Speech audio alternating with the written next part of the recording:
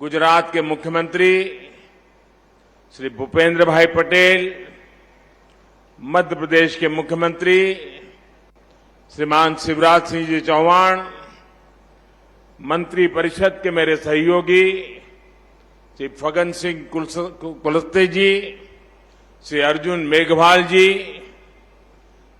विभिन्न संगठनों के प्रमुख व्यक्तित्व, सांसदगण, विधायकगण और मेरे पुराने मित्र, आदिवासी समाज की सेवा में जिन्होंने अपना जीवन समर्पित किया है, ऐसे भाई महेश जी और विशाल संख्या में पधारे आए दूर सुदूर से मानगढ़ धाम आए हुए मेरे प्यारे आदिवासी भाई और बहनों,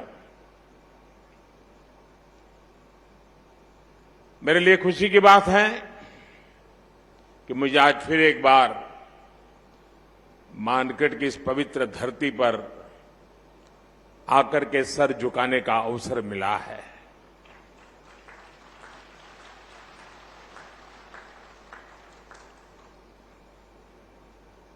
मुख्यमंत्री के नाते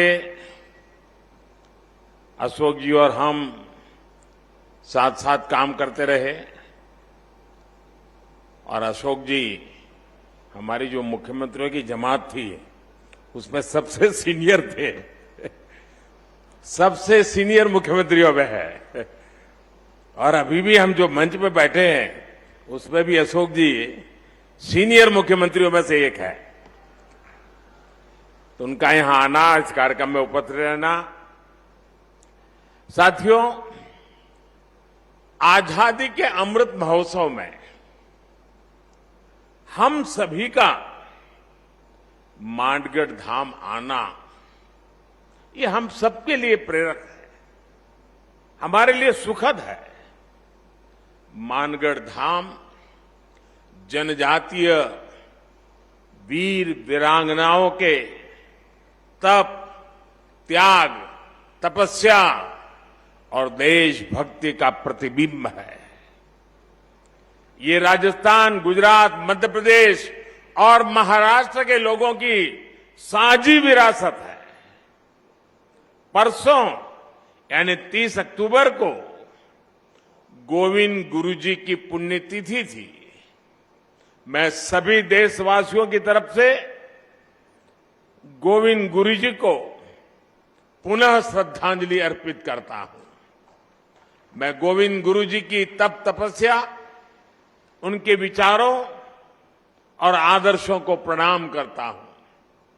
भाई और बहनों, गुजरात का मुख्यमंत्री रहते हुए मानगढ़ का जो क्षेत्र गुजरात में पड़ता है, मुझे उसकी सेवा का सौभाग्य मिला था।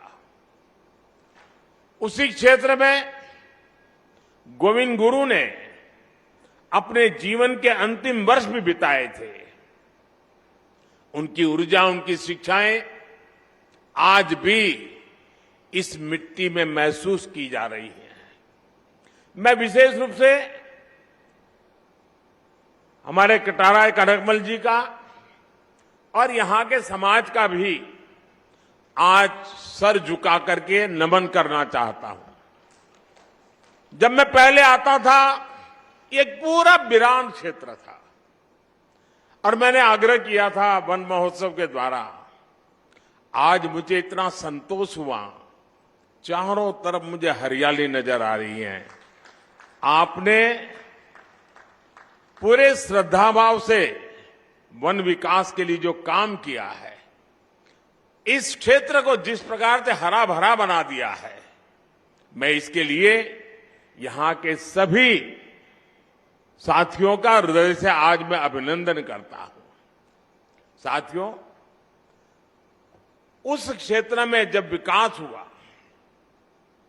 जब सड़कें बनी, तो वहां के लोगों का जीवन तो बेहतर हुआ ही, गोविंद गुरु की शिक्षाओं का भी विस्तार हुआ। साथियों, गोविंद गुरु जैसे महान स्वतंत्रता सेनानी भारत की परंपराओं के, भारत के आदर्शों के प्रतिनिधि थे। वो किसी रियासत के राजा नहीं थे, लेकिन फिर भी वो लाखों लाखों आदिवासियों के नायक थे। अपने जीवन में उन्होंने अपना परिवार खो दिया, लेकिन हौसला कभी नहीं खोया। उन्होंने हर आदिवासी को, हर कमजोर, गरीब और भारतवासी को अपना परिवार बनाया। गोविंद गुरु ने अगर आदिवासी समाज के शोषण के खिलाफ अंग्रेजी हुकूमत से संघर्ष का बिगुल फूंका, तो साथ ही अपने समाज की बुराइयों के खिलाफ भी उन्होंने लड़ाई लड़ी थी।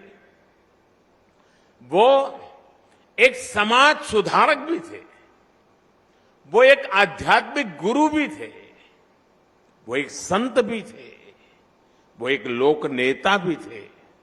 उनके जीवन में हमें साहस, शौर्य के जितने महान दर्शन होते हैं, उतना ही ऊंचा उनका दार्शनिक और बौद्धिक चिंतन भी था।